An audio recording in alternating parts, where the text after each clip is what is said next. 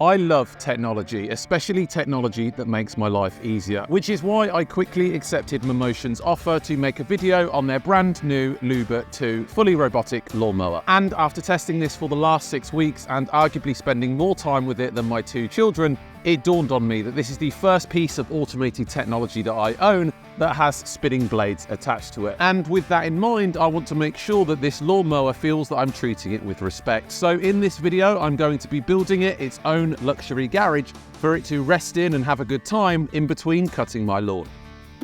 Good girl. The first thing that I'm going to need to do is actually measure this up just to make sure that the mini garage that I build it is the right size. Now, the width of this thing is just over 500 millimeters, and that is to make room for the 4 all-wheel drive tyres on each of the sides. I also need to make sure that I fit this front bumper into the actual garage as well, and this is what prevents it actually moving forwards if it hits anything whilst it's mowing your lawn. I also need to make sure that I have clearance for the 2 HD cameras on the top, which is its visual way of detecting if there's anything in its path. All of the models of the LUBA 2 come with this charging station. Start working. And this is where it's going to dock itself after it has actually cut your lawn. Now, I've measured this up separately, and it does fit in within the measurements that I've already taken, so there's nothing to worry about there. Start charging. Isn't that nice? And with that in mind, I can now get designing. After sitting in front of the lawnmower for about half an hour sketching out designs, I finally settled on this design that you can see a picture of here. For any regular viewers of my channel, you will know that I'm building a workshop, and what this means is I currently have quite a lot of leftover black cladding, and this isn't where this lawnmower is actually going to live long term. Once the workshop has been built, I'm going to move it next to it. So I think it'll be pretty cool and stylish if I build a mini garage of the big workshop. I have just been using all of my rough drawings as a guide to actually draw this out in SketchUp, and this is what I'm going to be using as a guide to cut all of the measurements. So now it is actually time to jump over to the miter saw and start building. And luckily I had all of this 2x4 left over from that workshop build, so I'm going to build the basic structure using that.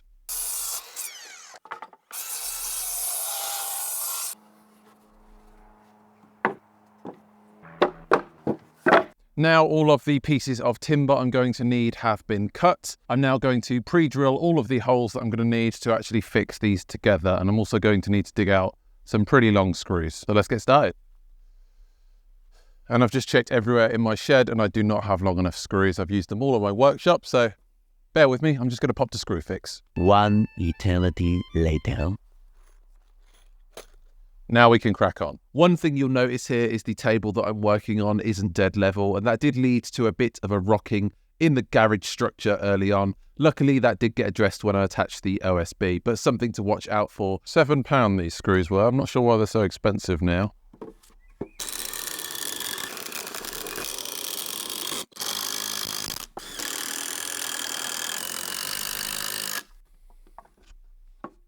Let it.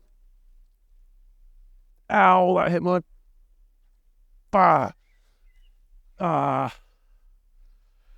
Ow, ow. I hit the side bit of my foot. And I know some of you are probably laughing at me right now thinking, what a wuss. But that bit of wood did directly hit my ankle bone, and the bruise is still there a week later. So I hope that some of you do actually feel a little bit sorry for me. I didn't realise when I started a woodworking channel that this would come with an element of risk.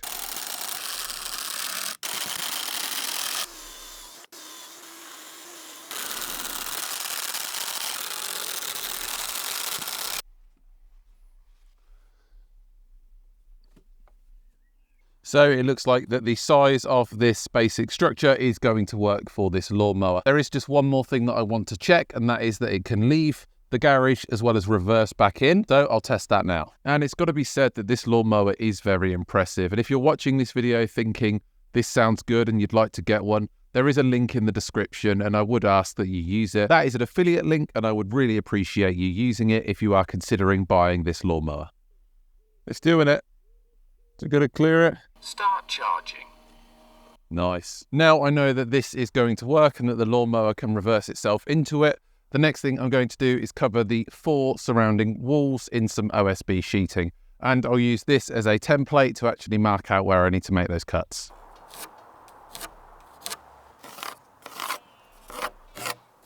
And I've done that really annoying thing. I've lent out my track saw to a friend, which is exactly the tool that I would normally use to actually cut something like this down. Because I'm cutting it at an angle, it would be a little bit awkward to do on the table saw. So instead, I'm going to work with what I've got and actually cut this using a jigsaw.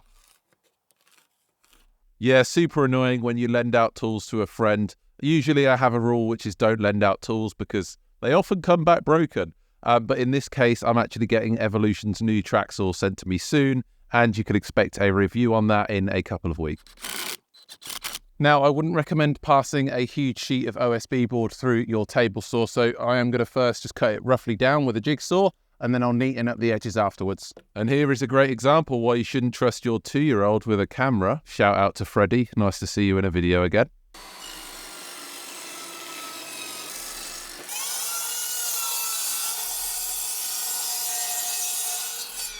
And here you can see how I screw in that first side of OSB and then force it down on the other end, which did force everything into square.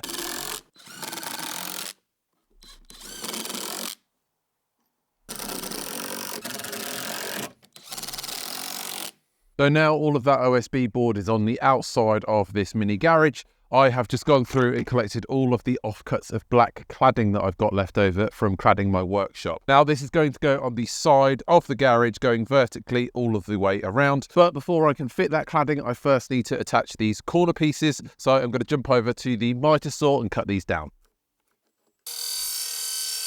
With all of these cut down, I've pre-drilled some holes in them and I'm going to attach them to each of the corners, just using some very small screws.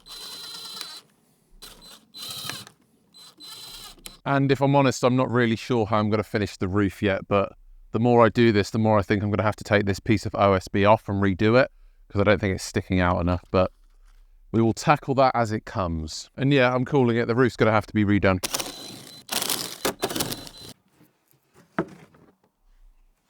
And with that roof off, the next thing I'm going to do is take all of these pieces of leftover cladding and one at a time, mark each one of them up where they need to be cut them on the miter saw, and then screw each one into the other. And I'll do this for all of the sides. In fact, it just occurred to me that I can loosely lay all of these on now, mark them up and then cut them all at once. Should save a bit of time.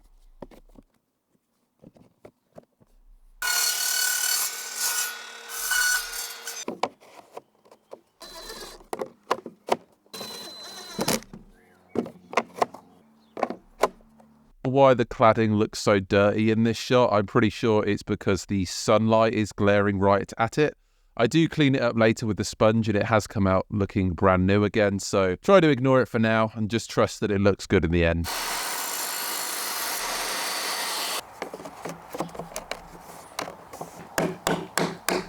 And now all of that cladding is on the outside. I have cut down these corner pieces and I'm just going to bang these on with a rubber mallet. And as you can see that they finish off these corners where the two pieces of cladding connect really nicely. Now, even though I have planned all of this out, there is a certain element of making it up as I go along. And I have decided to use the remaining spare corner pieces that I've got just to trim this inside edge as well. Here I'm using a multi-tool just to remove a piece of that corner trim, just so it fits nicely on the front here.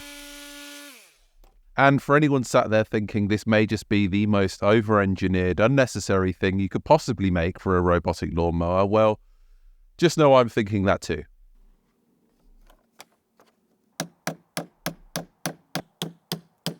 With all of the walls now cladded, I'm actually really happy with how this is shaping up.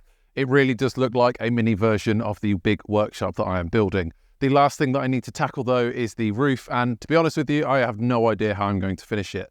I do have some leftover roofing felt from another project, but I think that will look a little bit rubbish. Instead, what I'm thinking about doing is using this black soffit board, which is waterproof. You're not really meant to use it for a roof, but this is just a garage for a lawnmower, and I'm going to fix it to some sort of OSB sheet. I'm not really sure yet how I'm going to finish off these sides, but again, we'll just figure that out when we get there.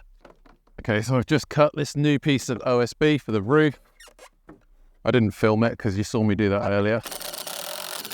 Now, I'm sure some people in the comments will be keen to point out that you should not use soffit board on the roof. But I want you to remember that this is a garage for a lawnmower, and therefore building regulations do not apply. But I'm sure somebody will still point out that you shouldn't use soffit board for a roof, so I look forward to replying to you guys in the comments. And with that roof on, we are nearly done. There is just one last thing that I need to do, which is put a nice finishing bead around all of the edges of the roof. Unfortunately, I don't have anything that will do the job, so what I'm going to have to do is cut some pieces of wood down and paint them black, and then actually attach them to here using some black screws and hope that that looks all right. We're nearly there. And in order to create some of that beading to go along the edge of the roof, I'm going to use some of this remaining 2x4. I'm going to cut it down into some thin strips.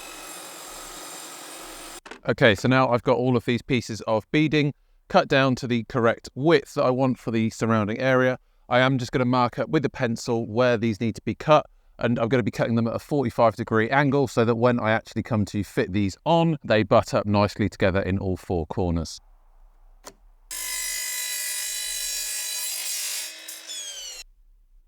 So with all of these cut, the final thing to do is just to give them one final coat of this black paint that I've got left over. And hopefully, because it is a very warm day, this will dry quite quickly and I'll be able to get it finished today. And it has to be said that I really dislike painting. So please don't judge the finish that I get on this. I was quite happy with it. But if there's any decorators out there or avid painters, I don't want to hear it. I know I'm bad. And now these pieces of beading have dried. I'm just going to pre-drill some holes. And then I'm going to attach them to the sides here, just using these nice finishing screws. Not going to do this with the impact driver. I'm going to hopefully have a bit of finesse and actually do these by hand. And it's funny, you forget just how hard it is sometimes to put a screw in by hand, but it is good practice to do it every so often. So that is one of these attached. I'm going to get the rest of these done and I'll show you what it looks like once it's finished. And without further ado, here is the final product. Overall, I'm really happy with how this turned out, and I can't get over how much this looks like a tiny version of my workshop. As you can see, the LUBA 2 can effortlessly reverse itself into the garage to charge itself, as well as leave the garage once it's ready to cut my lawn. If you like this video, then please consider subscribing, and if you want to see me build an even bigger version of this garage, then you should check out my workshop series by clicking here next. Until next time, happy building.